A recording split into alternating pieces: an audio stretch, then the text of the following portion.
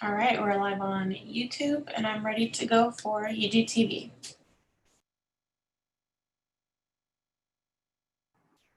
We'll give it 1 or 2 more minutes, I think. 2 minutes. I have UGTV scheduled for 6:03. Okay.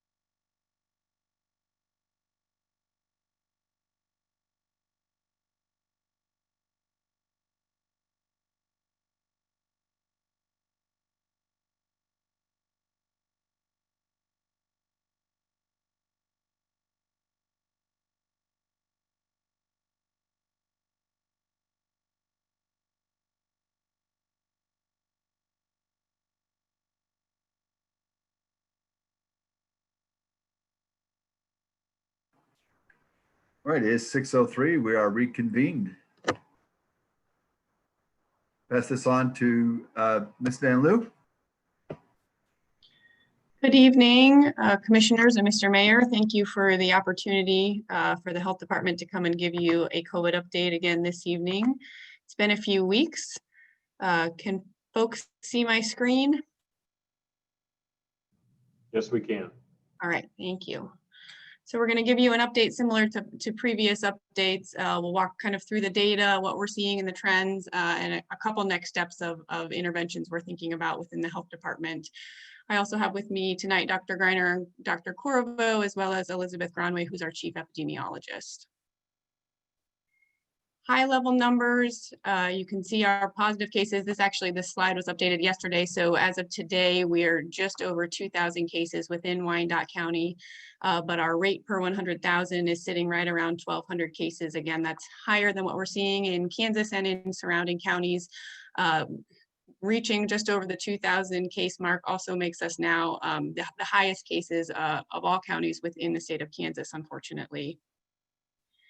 Again, as we look at our 7-day rolling averages, you can see that we've seen a very steady incline, unfortunately, over the last few weeks. So we're now sitting around between 25 and 30 new cases a day. The other day we had 38, which was a considerable increase from where we were a few weeks ago. So this is very concerning for us. I think as we think about next steps, we're really going to have to figure out what's the threshold for us needing to consider some drastic measures as we're seeing these climb. One of the good things is that we have not seen a drastic increase in our deaths recently. We did have a death, I think, 7 or 10 days ago. So you're seeing about that 0.25% rolling average, which is obviously much better than we were. I think that's a lot to do with the precautions we put in place in our long-term care facilities. And we will hear in a few minutes about a few smaller clusters we're seeing in some of those facilities. So we're really going to keep our eye on this metric as always. And I'm going to send it to Dr. Corvo to talk about percent positivity. Thank you, Julianne. Good evening, everyone. As you can see here, our percent positivity rate is increasing a bit. As you can see on this graph, around mid-May there, we see that it looks as though the graph really starts to kind of come down. And that's because at that point in time, we believe, KU started testing all of the patients who are admitted to the hospital there. And so that is people who are both symptomatic and not symptomatic within the hospital. So it really kind of pulled our percent positivity rate down. This is graphed out just at point by date. And so we don't have the rolling averages yet here, but we can see, if you squint, you can see a bit of an angle popping up there. We did have a concerning positivity rate of 30%. That was on Monday for our health department testing. And overall in our community, we're just under 20% for that. Moving on to the next slide. overall in our testing, just showing some race and ethnicity data here. You can see on the left-hand side, race-specific case rates. We're seeing overall the white, Black, other staying pretty low there. Asian category has popped up quite a bit. To the right, the ethnicity-specific case rates are Hispanic. Case rates have gone really through the roof. That has been lately. I can tell you anecdotally from about the last week or so, probably about 90% or so of our cases have been in our Latino community. And next slide, I'm going to turn it over now to Elizabeth Gronway, our epidemiologist. Hi, everyone. So this is kind of a summary of the active outbreaks that we have going on here in Wyandotte County. And as you can see, we've got quite a few outbreaks that we're working on and investigating here at the health department. A lot of them are among workplaces, in particular, a lot of manufacturing and production and warehouse type of workplaces, just because that kind of work environment, you know, the employees are working closely together, sometimes in more enclosed spaces, really puts them at risk for spreading COVID within the workplace. We also do have one long-term care facility where we're following an outbreak right now, Bonner Springs Nursing and Rehab. And we have kind of a more established strategy for responding to long-term care facility outbreaks than we did kind of at the beginning back in March and April and May. We've kind of evolved and come up with some better strategies. So now when we have an outbreak at a long-term care facility, we're testing all of the residents and all of the staff every week until we get negative test results across the board. You can also see we do have one outbreak that we've identified at a church as well, where one of the congregation came to the church service while symptomatic with COVID, and we later identified other cases as a result. And that's kind of a summary of the outbreak activity here in Wyandotte County.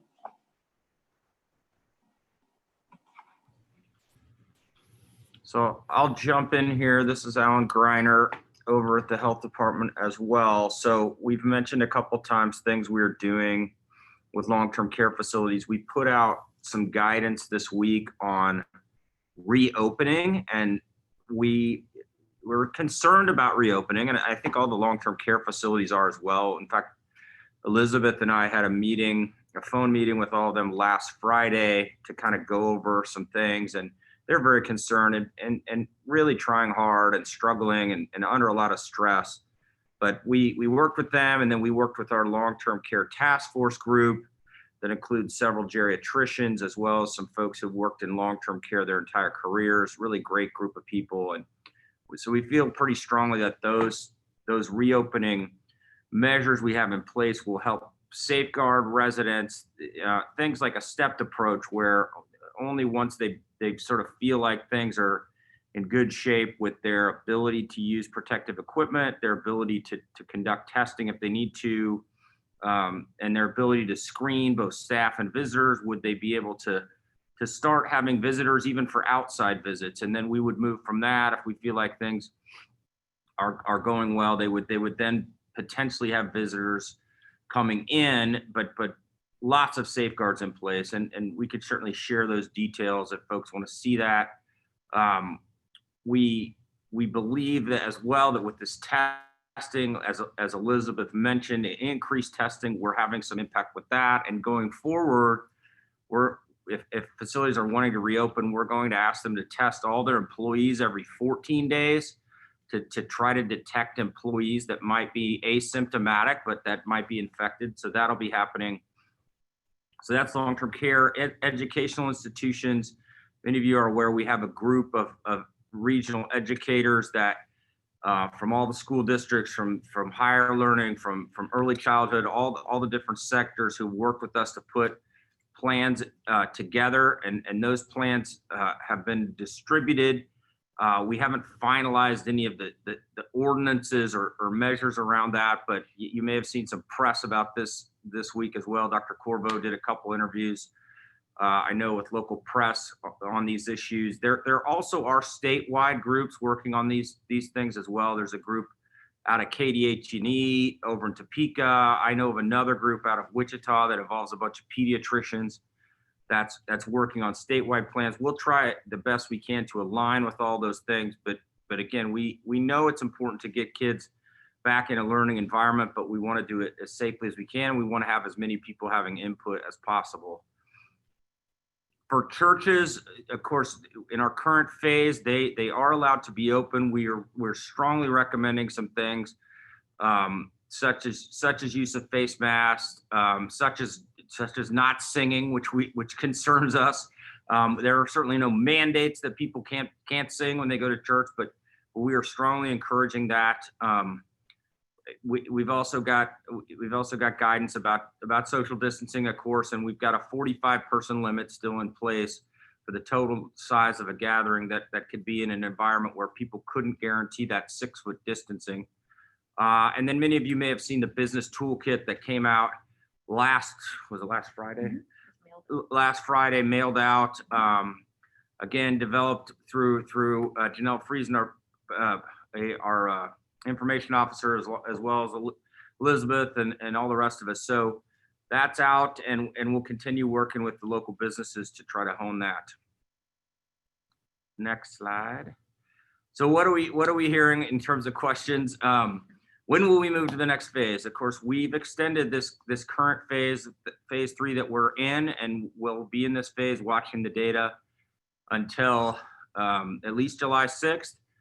The reason we extended is really related to this uptick in cases that we are seeing. And since we made that decision last week, we're continuing to see that uptick. And I think many of you are seeing this in the press, both regionally and nationally. There are a lot of concerns on the table right now. And so we will be closely watching things, closely working with the local hospitals. We're hearing things in places like Texas about them starting to restrict elective surgery procedures again so that they can have some hospital capacity.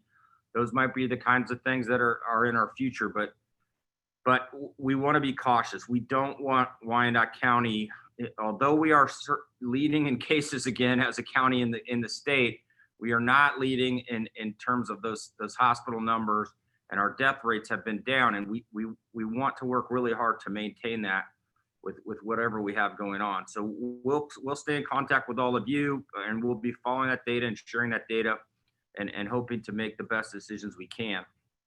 Why do we have more restrictions than other people?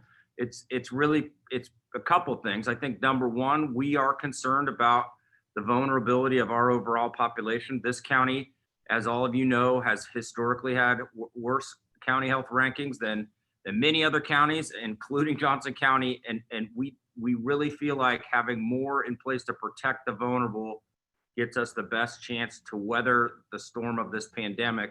And we feel like the science is honestly on our side. We have throughout this made slightly different decisions than Johnson County. And I think that in the end, when we look back on this, we will find that we followed the science. As the mayor has said, we are following what the virus tells us. And what we can find out there in terms of expert opinion, and we want to continue to do that. And I think we all feel, certainly here at the health department, that's the right thing to do. Will we be implementing requirements for mask wearing in public? A hot topic this week. We have certainly not made any final decisions about that, but we are seeing increased data just published in literally the last 10 days that really suggests that this may make a big difference. And we are, of course, many of you are probably seeing this too. We are not seeing the best compliance in the world with mask wearing as a recommendation. It varies, I think, from place to place across our metro, but there are more and more places across the United States implementing a mask wearing requirement in public. Again, there are many, many questions around this. How would you enforce it?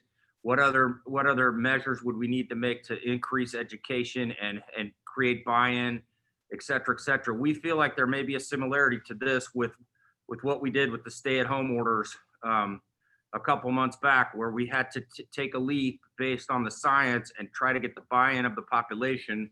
and not worry so much about how we were going to enforce things, but put something in place that we think can really save lives. So we'll be talking more about this in the coming days. Had a really good conversation today with the other Metro Health Department directors and health officers. So more on that to come, and we appreciate everyone's support.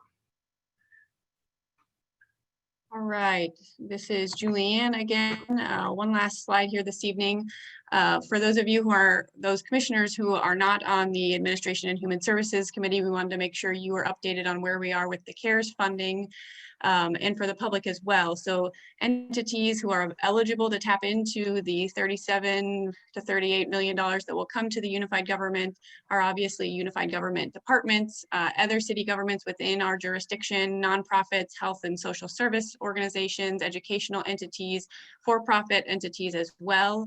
And those uses that they can apply for include everything related to COVID clinically, but also those social needs we know people have around food and housing, modifying workspaces and businesses. So anything that can be linked to COVID is generally speaking an eligible expense, and people can apply to be reimbursed for expenses that they have already made, as well as expenses they intend to make before the end of 2020. So just to give folks a general timeline, we are working fast and furious to get an application up on our website on this coming Monday, June 29th. Again, all those eligible entities that I mentioned can go to our website at that time to find that application. We'll keep that application open for 2 weeks and close that on Monday, July 13th. And then the 7-person team that has been put together by Commissioner Markley will review all of those applications. We then have to turn around and submit to the state how we intend to use the money and have that approved by them before we can disperse it. But our hope is that that will happen fairly quickly in the month of August, and we'll be able to get the funds dispersed by the beginning of September. Again, these funds have to be used by the end of the year. They're still working on the guidance in terms of how much of that can be encumbered or what that can look like at the local level. So we're trying to find details as quickly as we can, but this is generally speaking what we know in the timeline that we're working with. And that is all we have for this evening. We're happy to take questions. Thank you. Are there any questions or comments?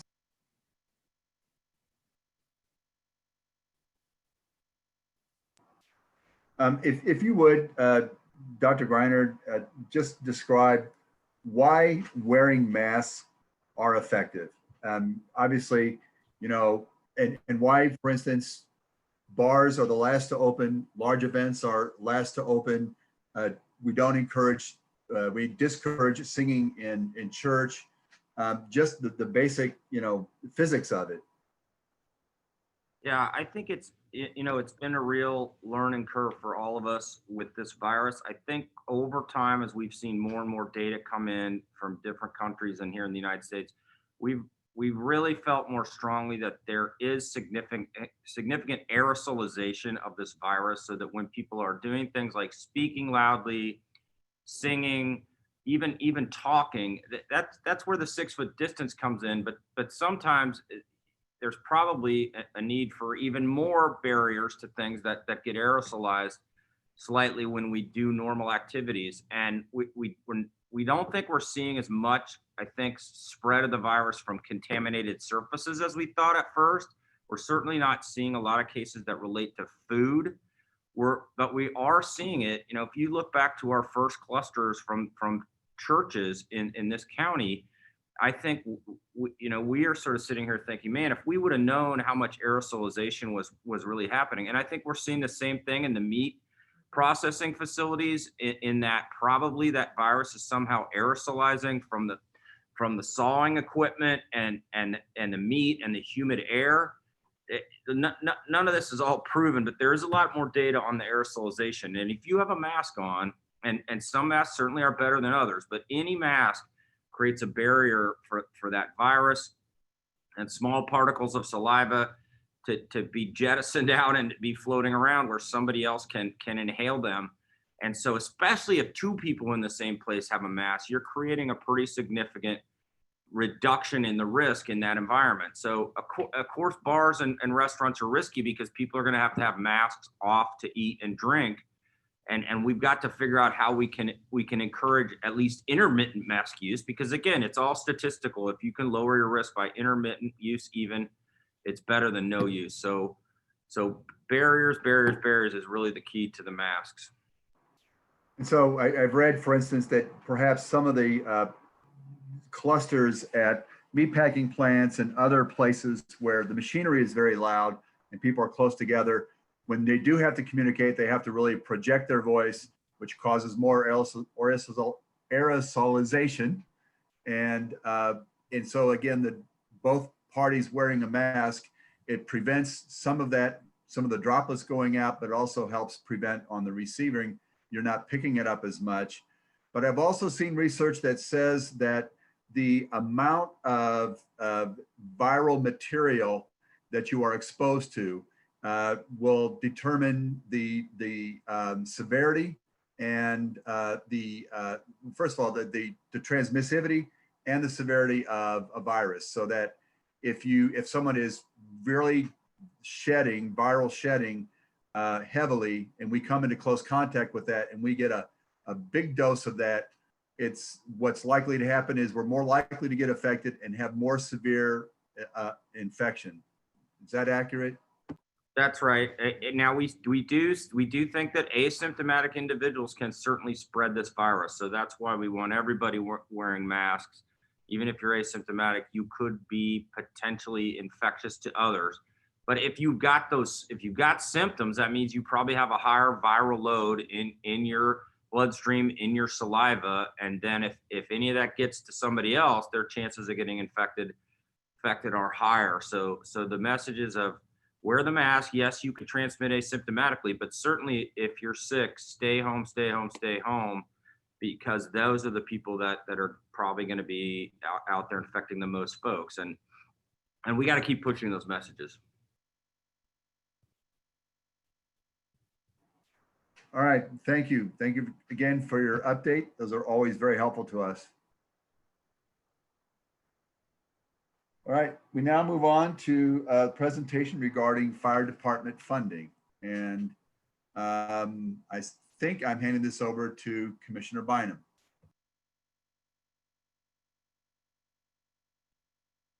Thank you, Mayor.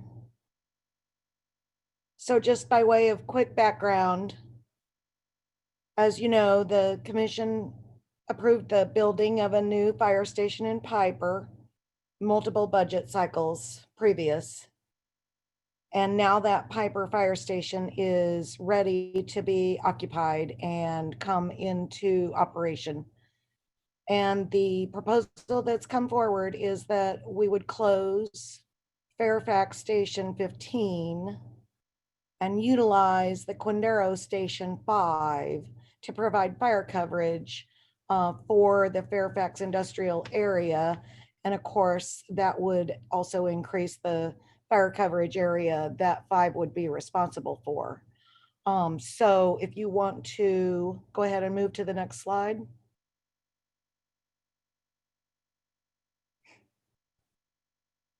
So I had asked the mayor to allow us to have a small group to sit and meet together to try to identify if we had any possible opportunities that could allow for keeping both the Fairfax Fire Station number 15 and the open and staff our new Piper Fire Station. And the mayor granted that request, and the group that met that I want to say a very sincere thank you to included Mayor Alvey, myself, Commissioner Tom Burrows, Commissioner Angela Markley, Commissioner Gail Townsend, County Administrator Bach, our CFO Kathleen Von Atchen, our Deputy CFO Debbie Johnsher, our Fire Chief Mike Callahan, and JJ Sima, our President of our local Firefighters Union.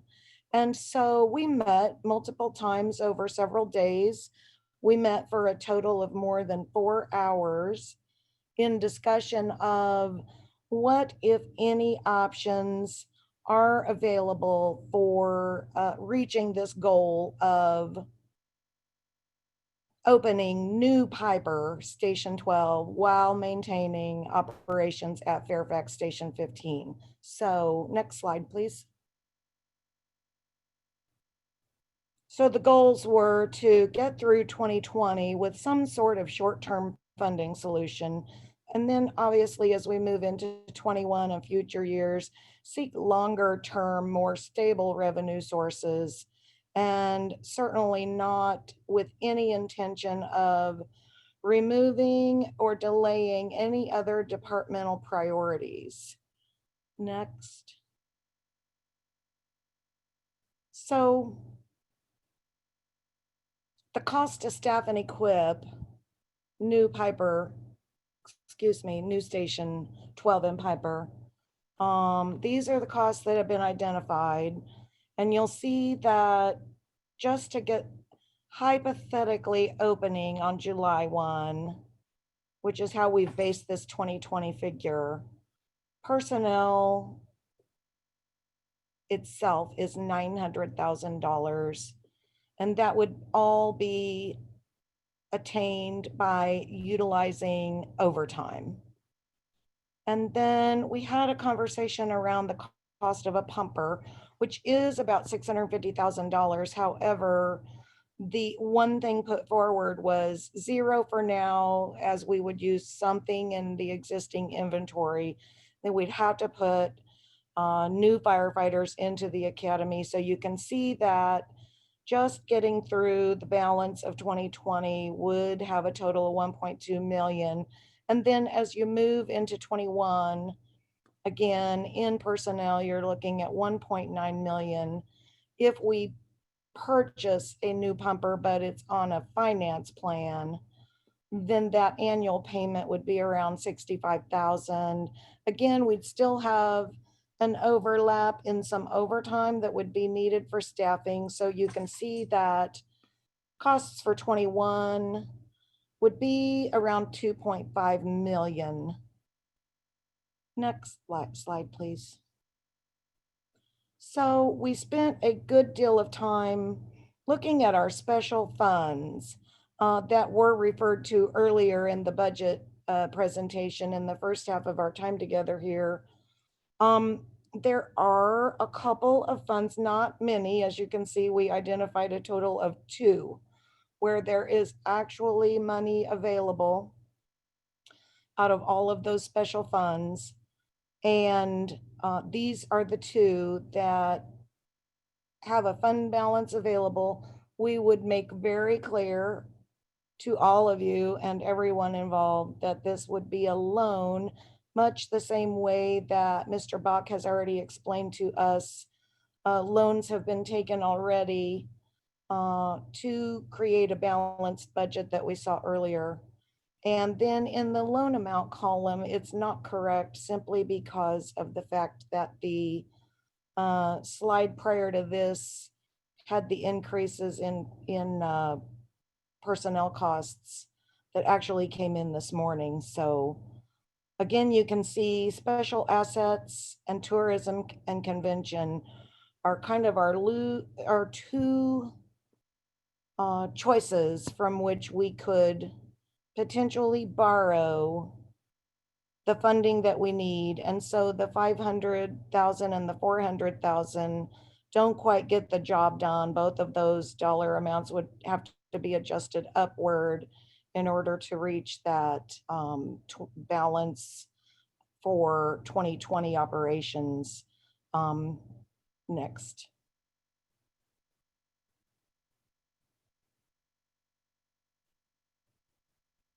So another item that came from our hours-long discussions did include the option of a public safety sales tax initiative. This would be an item that I think we'd want to spend some time contemplating together, both tonight and at a future time. At the same time, I think it is time sensitive because I'm sure that there are legal and technical issues required with deadlines for placing any kind of item such as this on a November ballot for a public vote.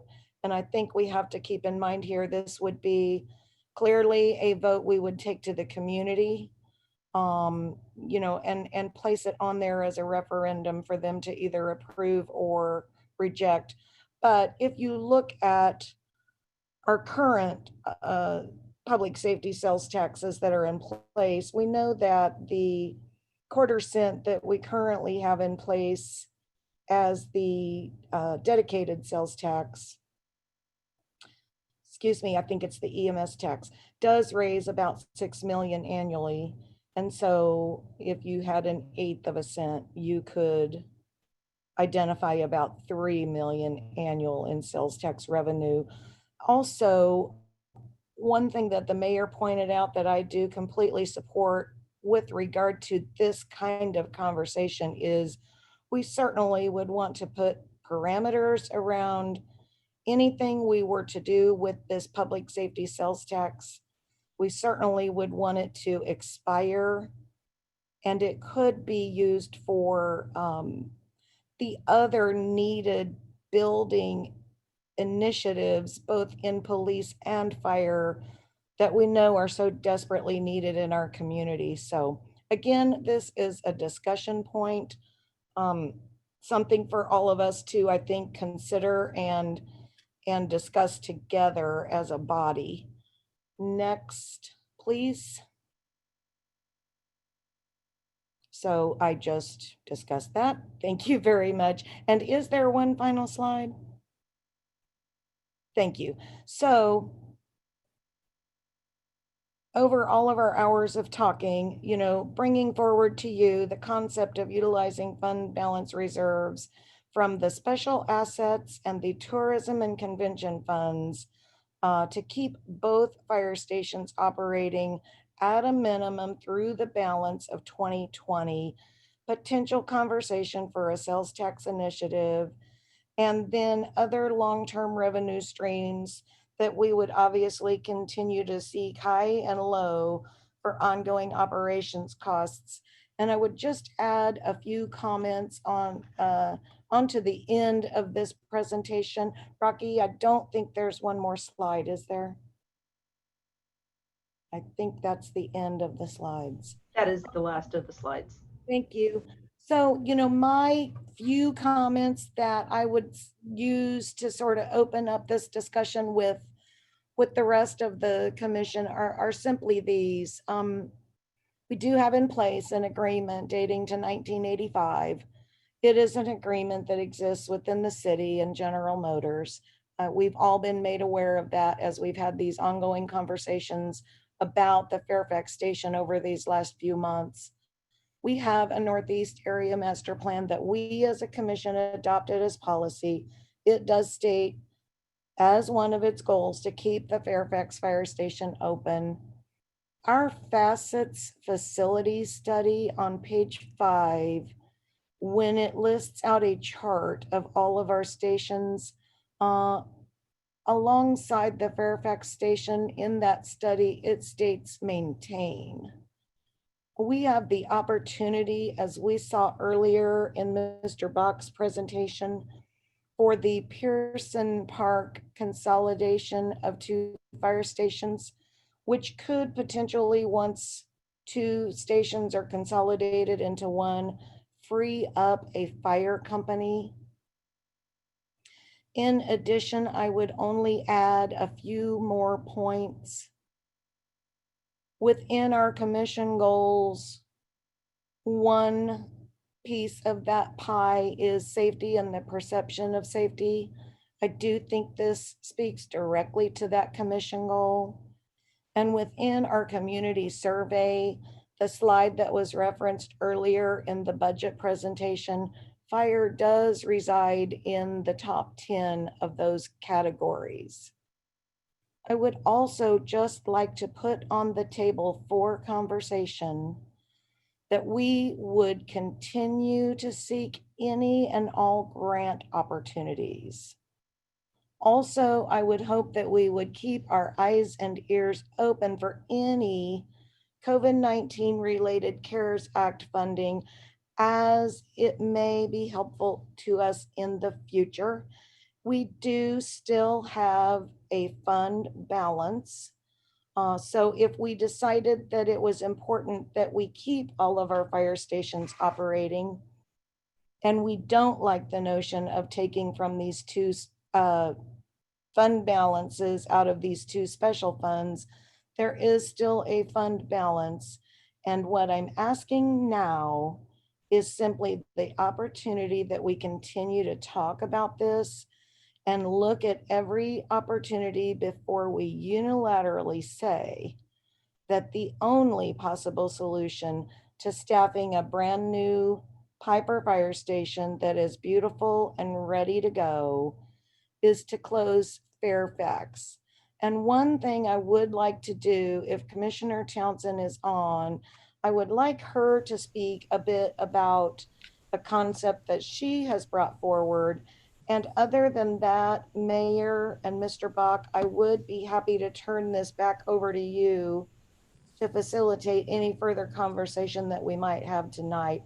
But before that, I would like to recognize Commissioner Townsend. Thank you, Commissioner Bynum, for a great startup. Thank you, Mayor, for considering that this task force could go forward, and for thank you to Administrator Bach and his staff for the support.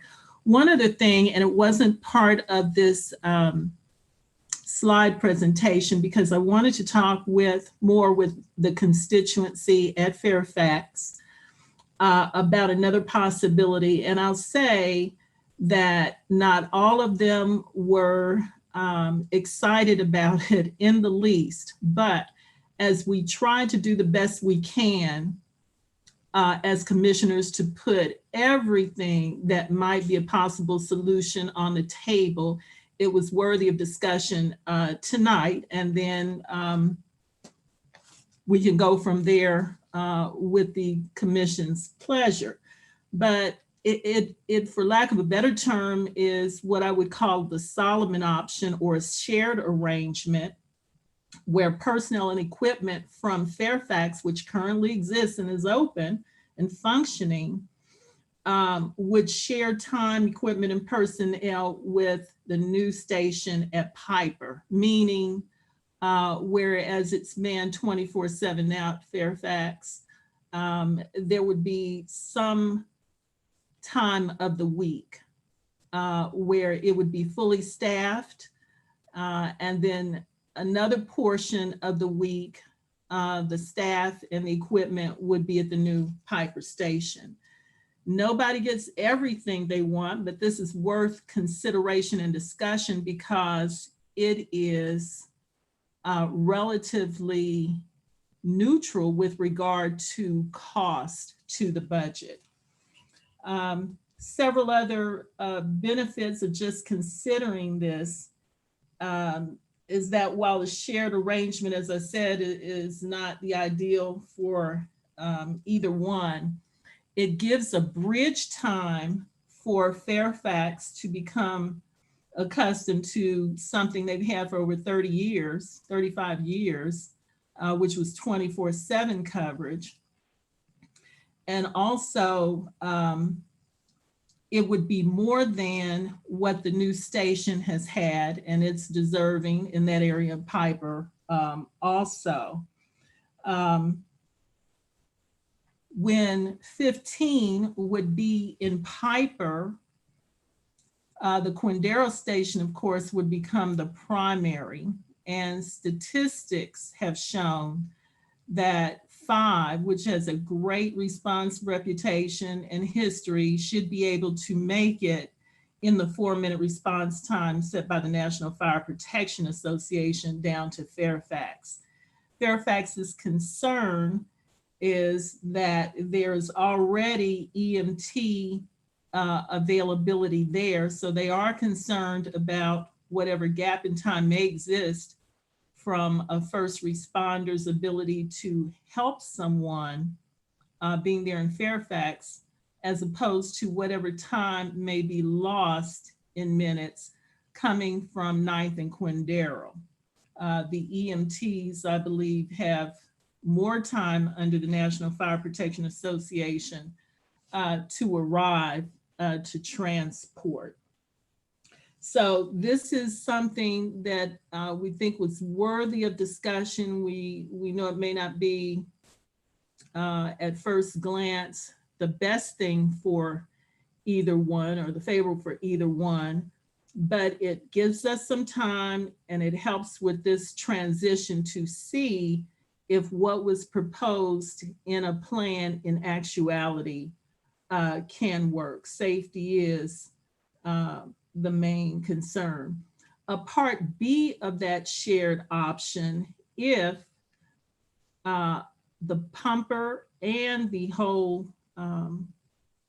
personnel crew left Fairfax 15, what the possibility might be to have some person or persons who could perform just EMT services. The concern would address issues raised by Fairfax in terms of what would happen losing the immediate availability of someone who could perform emergency medical in the amount of time that would it take to come from Quindaro. So I just thank Commissioner Bynum for coming forward with this, the mayor, the administrator, all of the other commissioners who put their heads together so we could at least get some of these options on the table. Thank you very much. Okay, Commissioner Markley.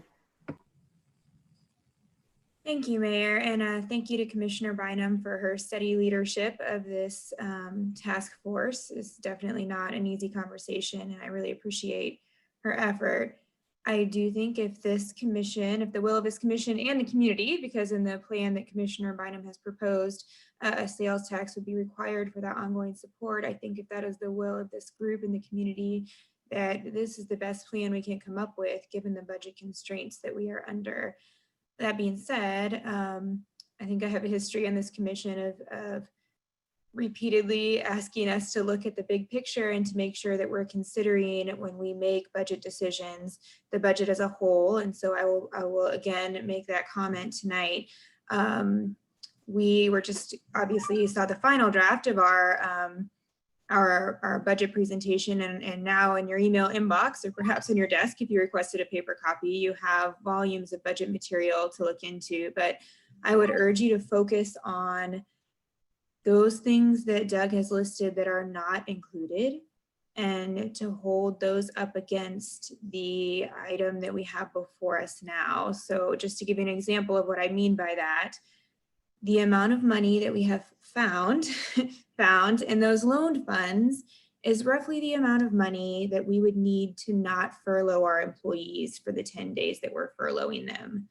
So that's just to give context, not to say that, you know, the two are related at all. Don't get me wrong, they're not related. We had to do these furloughs to make our budget work, but we are saying we're finding these funds for the project before us tonight to keep the station open. That same amount of funds could have kept us from having to furlough our entire unified government staff other than public safety. So I would just say, look at all of those not included items and make sure that in your mind, this station is more critical than any of those unfunded items. Because if it's not, then we're not making the right decision for our community or for this commission. So take a look at those budget books, and I'm just begging you all to do that analysis. And if we come back together and we say this station is the highest priority, then we know we've done our jobs. But there are a lot of things that are not included in this budget that I think we also need to give consideration to. So I hope you will do that.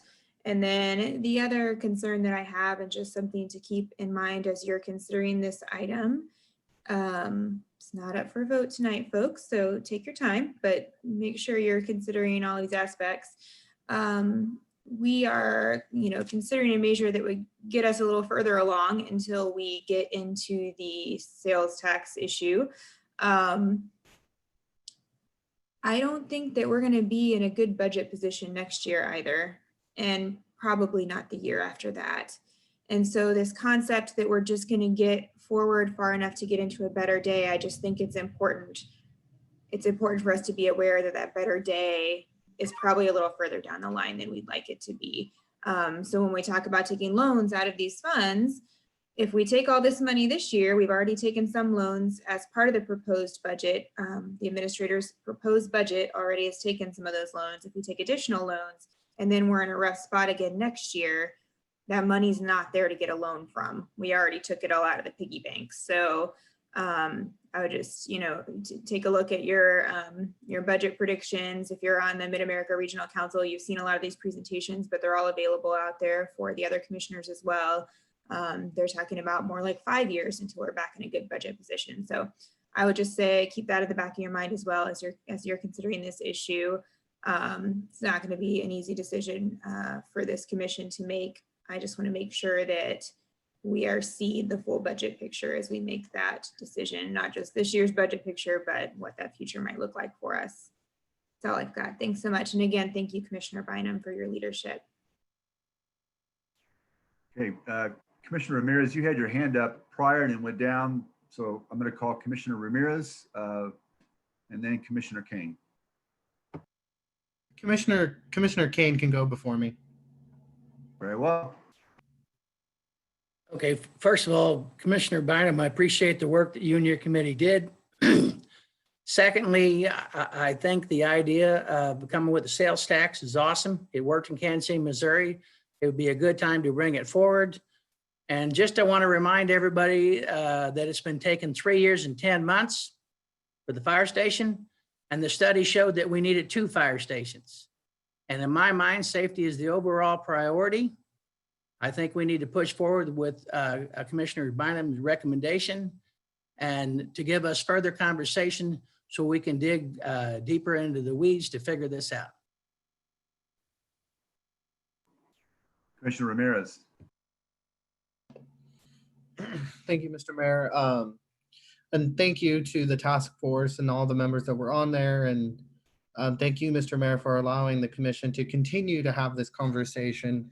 But I'm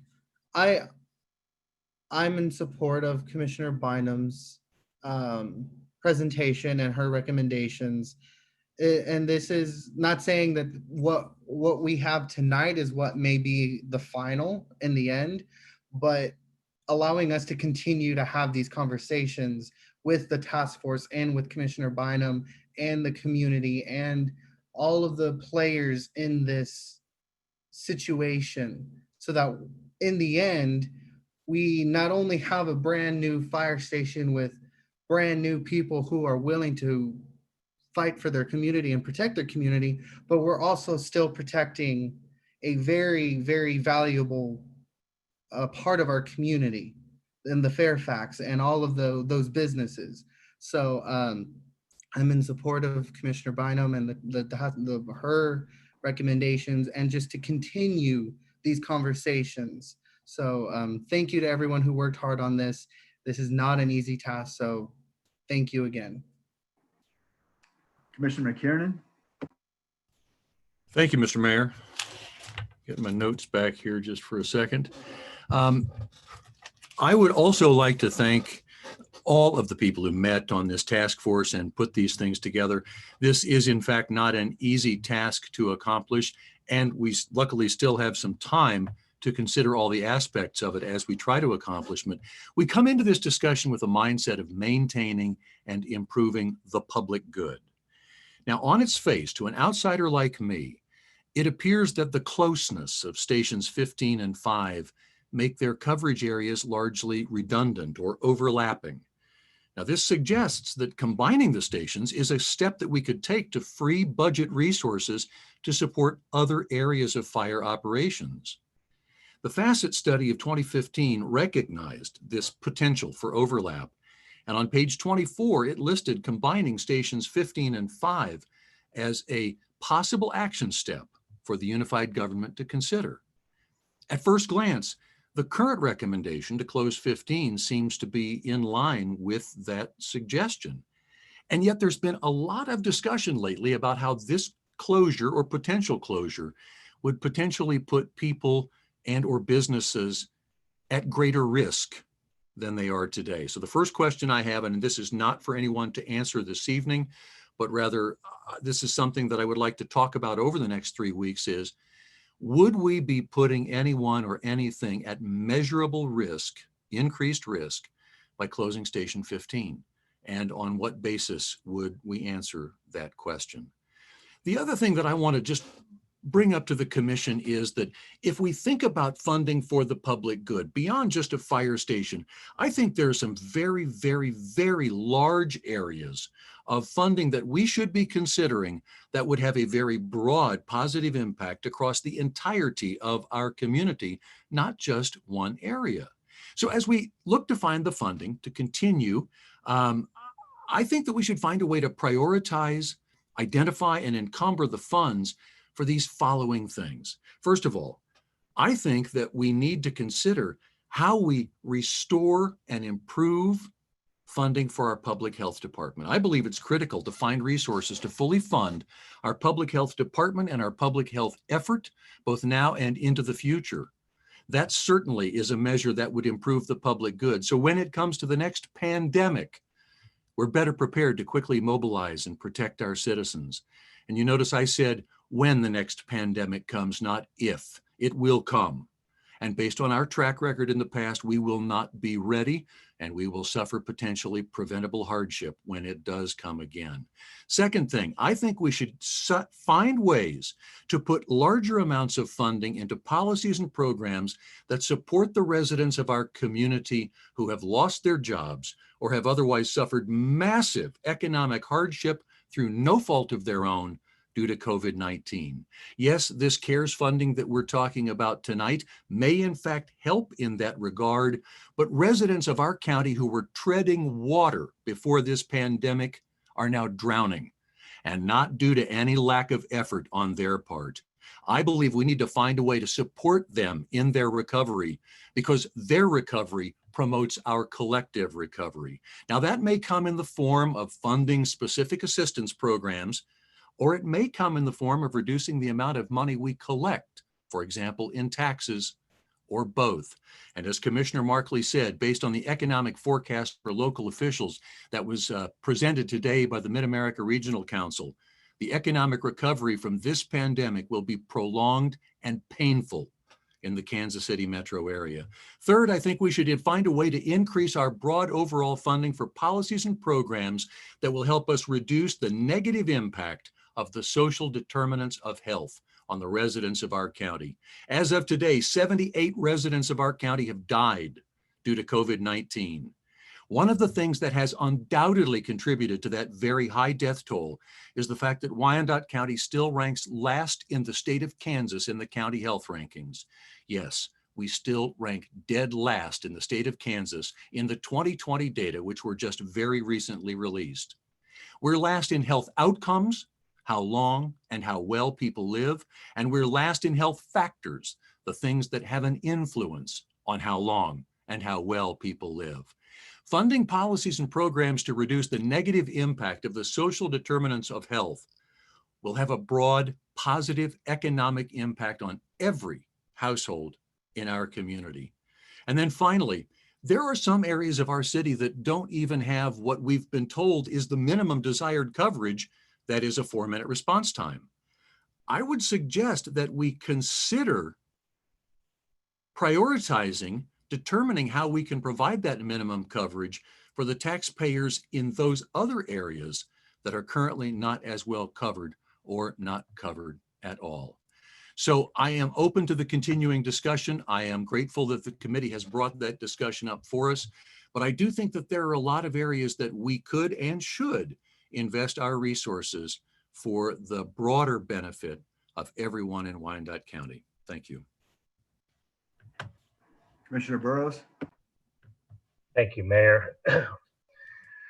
I just want to thank you for the opportunity to have served on the task force trying to identify resources, and listening to the prior commissioner speak about the needs of our community. Those needs have been out there for decades, and it has been a challenge for us to meet any and all of those. And yes, we can do better and we should do better. But as you know, government is can't be everything for everyone. But one thing I will state, as a public servant, we are obligated to listen to those that bring their concerns forward. In my research on this particular topic, It was my understanding that the original fire station, and I'm going to ask I'm going to ask that you all bear with me because I don't know the number of the fire stations I only know them by designation, but I was to understand the original fire station that was mentioned was the one by KU. Well, that for whatever reason was pulled out, and then all of a sudden the one in Fairfax was identified. I'm only going by what I had, the information I have, Mayor, because you and I were, either one of us were not around when these decisions were made in reference to being members of this commission. But in meeting with those in Fairfax and meeting with those involved on the task force and those that I trust their judgment, I truly believe that those that come before us and request us to be partners with them that have paid into the investment in our community for public safety deserve to be heard. And they deserve to have the resources that they are due. There is some concern over a MUA that occurred years ago or decades ago in reference to the deeding of property to the unified government from GM for a fire station, whether it's ongoing or not. I would just state that once again, we are being asked by an entity that has a tremendous investment in our community to consider keeping fire protection in that area. We have tremendous volatile, not only volatile liquids, volatile chemicals, but also processes that it won't take much before we have a major incident. And what happens if the station on Quindaro is on call and we have an incident? Now the response time is even more. And so my comment would be, I'm not here to challenge the budget. I have other issues within the budget I think we can meet. But when it comes to serving all of this other stuff in reference to the health of our community and public programs and all of that, we've dealt with those for decades, and we're still shy of being able to do that. But when it comes to the public safety of this community, I'm a public safety advocate, and I'm going to stand strong with our public safety servants, and I'm going to support the recommendation by Chairman Bynum, who worked hard, and I want to thank her for that commitment and allowing everyone to have input. And to the other members of the committee, thank you for the time that you gave, not only those of us on the committee, but the community and listening to the concerns. So with that, Mayor, I appreciate the time to have an opportunity to speak to this, but I will be supporting Chairman Bynum's recommendations for support of the public safety funding for the fire station in Fairfax.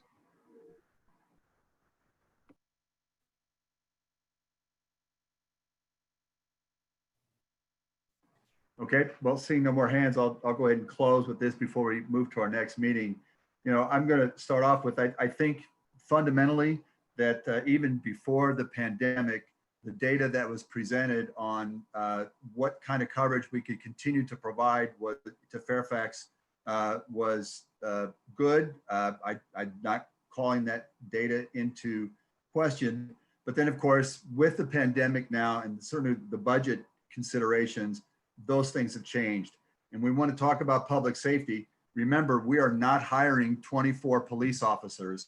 I sit at my corner and watch people blow through the stop sign. I just received a call from an individual yesterday on 47th Street between Shawnee Drive and County Line Road.